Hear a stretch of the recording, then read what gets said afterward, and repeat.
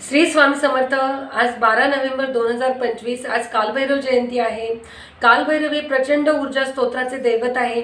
अत्यंत कठीण अशा प्रश्नांचे उत्तर देणारे, अतिशय कमी कामामध्ये फळ देणारे, अतिशीघ्र व कमी कालावधीत प्रचंड संकट समय कामी येणारे दैवत म्हणजेच महाकाल कालभैरव महाराज। आणि त्यांच्या नावातच दडलेलं आहे की कितीही संकट मोठे असले तरी ते पटकन त्याच्यातून आपली सुटका करण्याचे सामर्थ्य कालभैरव महाराजांकडे आहे।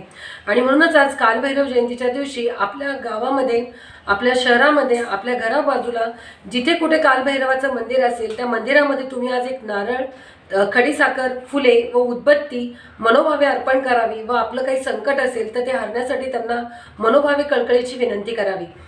तसेच आपण घरामध्ये काही आपल्याला वाद होत असतील किंवा आजूबाजूला आपल्याला शत्रू निर्माण झाले असतील, व्यवसायात शत्रू निर्माण झाले असतील किंवा शेजारी पाजारी शत्रू निर्माण झाले असतील, जे सतत आपल्याला त्रास देत असतील, विनाकारण त्रास देत असतील, तर त्यांचा त्रास कमी होण्यासाठी सुद्धा कालभैरवांची सेवा खूप मोठी असते।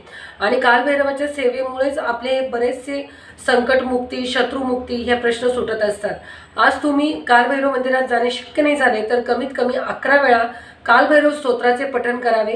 शक्य असेल तर तुम्ही कालभैरवाचे तुपाने हवन सुद्धा करू शकतात। आणि ह्या सेवा इतक्या तीव्र आणि शीघ्र फलदायी आहेत की आपल्याला त्याचे फायदे अत्यंत मिळतात। आणि म्हणूनच कालभैरवाची सेवा तुम्ही आज आवर्जून करावी। कालभैरवांना जो नैवेद्य आपण अर्पण करतो तो असतो बाजरीची भाकरी, कांदा आणि भरीत आणि एक लिंबूची फोड। तर हा नैवेद्य तुम्हाला शक्य असेल तर तुम्ही कालभैरवांना नक्की समर्पित करू शकता। तरी तुम्ही जास्तीत जास्त कालभैरवाची सेवा करा। आपल्याला काही अनुभव असतील तर आम्हाला नक्की सांगा। श्री स्वामी समर्थ।